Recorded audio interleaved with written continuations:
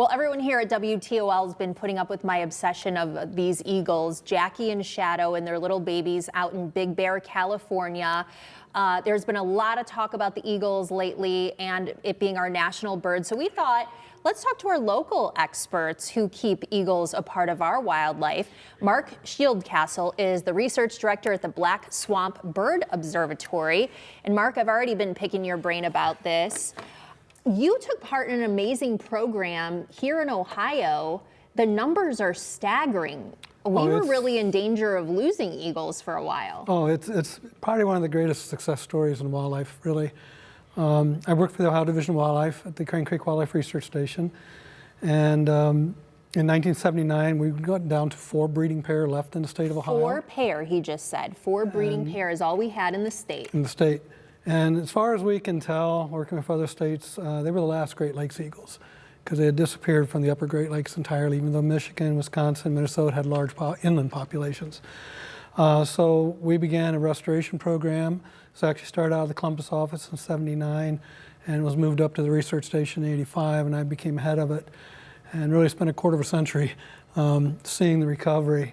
And it just was, I mean, it was a lot of effort.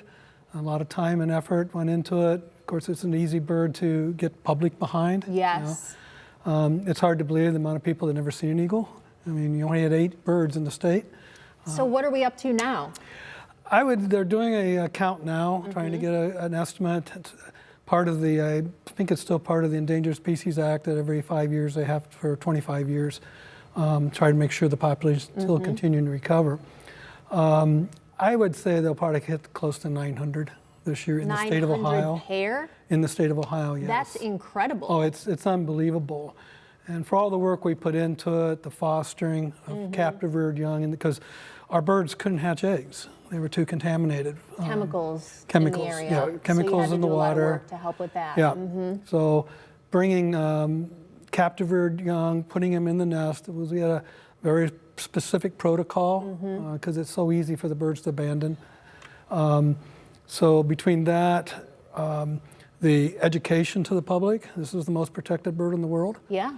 There's 3 acts of Congress, the Migratory Bird Treaty Act, the Endangered Species Act. People love seeing them, and there are, I think, a lot of people have seen them. I find it a struggle, but one thing that I did learn through all my research and Googling that I've done, because I'm obsessed with these eagles, a fully grown bald eagle like this one behind us that we know is a bald eagle with a white head doesn't look that way until they're adult, right? So we may mistake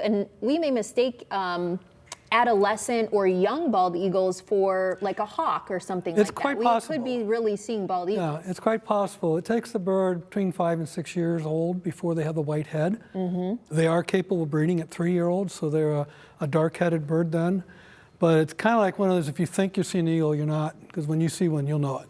Because you can fit a red-tailed hawk, which is our biggest hawk, practically under the wing of a bald eagle. Yeah, what should we look for if we're thinking we may be seeing an eagle, but it's not the white-headed eagle? They're a huge bird. Even as an adolescent? Yes. Yeah, they're full size actually coming out of the nest. In fact, they'll be heavier when they fledge off the nest than they will be as an adult. Oh, because they got baby fat. You know, learning to fly will burn that off. So you're talking about a bird of 6-7 foot wingspan.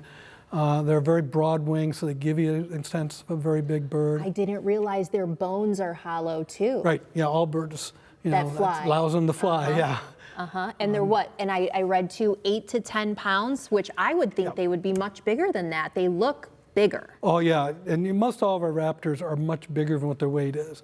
Most of the eagles we have are running between 10 and 12. Females are larger in all birds of prey. So, you know, they're a good sized bird. You figure a red-tailed hawk might weigh 3 pounds, a great horned owl about 3 pounds. Where's the best place for eagle viewing, bald eagle viewing in our area? In our area, Northwest Ohio, Southeast Michigan. Yeah, by far the best would be either the McGee Marsh State Wildlife Area or the Ottawa National Wildlife Refuge, just to the east of us here. I mean, there are 3 nests on McGee that you can literally drive within 120, 200 feet of them. Listen, you're bringing me to another point I learned. Some of these nests are generational. Like Jackie, the mom that we've been watching in California, she took that nest over from her mom, and she's had many clutches in Yep. this same nest. Yeah, they continue to use the same nest. What we did learn during the studies, I mean, we knew every bird in every pair, really, for almost 25 years. That's amazing. But they will continue to use the same nest over and over as long as a tree can take it. Of course, that's part of the problem. These tests can weigh a ton. Yeah, they're like, So this they're one is huge. 5 by 6 feet Yeah. long. Yeah, the largest nest known was what was known as the Great Nest in Vermilion, Ohio. I think it was like 12 feet deep and 7 feet Wow. wide. It was used for 35 years Wow. until the tree came down. So that's part of part of our recovery was building artificial nest spaces, because the type of tree to hold this kind of a nest is not what it used to be 200 years And they're ago. high up too, so it's windy and Yep. we've got all kinds of weather. Do the bald eagles here in Ohio hatch the same time as they do around other parts of the country? What's our hatching season? Our here? hatching season here is pretty much late March, early April. Oh, so we're getting ready. Yeah, they're hatching now. The earliest bird was one individual pair, and they were consistent because these birds are very consistent. They that mate pair. for life, right? Mostly. there's- Sometimes they get divorced. There's divorces, and mourning period is extremely short. I mean, it could be days, and they'll have a new mate. But yeah, in a sense, they do mate for life. And the female has a sequence, and her sequence is relatively the same from the first time she nests till however long she lasts. And they have 35 days of incubation. Our earliest was generally occurred around 26th of January, but the vast majority of our birds started incubating as far as laying their eggs, because they begin incubation immediately after laying. Generally the last 10 days of February and the first 20 of March. We want to give your contact information because we know people are really interested about this. And you guys welcome volunteers to help you observe these eagles, right? Well, the Eagle program was primarily a state program, which really doesn't really, as far no. as, it's not that way, but a lot of, I know the Sandusky County Metro or Parks, I think Metro Parks here in Toledo are asking for volunteers to help them monitor nests on their properties. Cool. It's no better way to learn what summer wildlife like is just go out and observe. Well, I'd like you to, I'm going to put you up there into one of these nests. I want you to put a ring camera up there. Well, A nest cam, get it? yes. Mark, it's been so fun talking to you today. Appreciate Oh, thank it. you. Thank and you. reach out to the Black Swamp Observatory if you have any questions.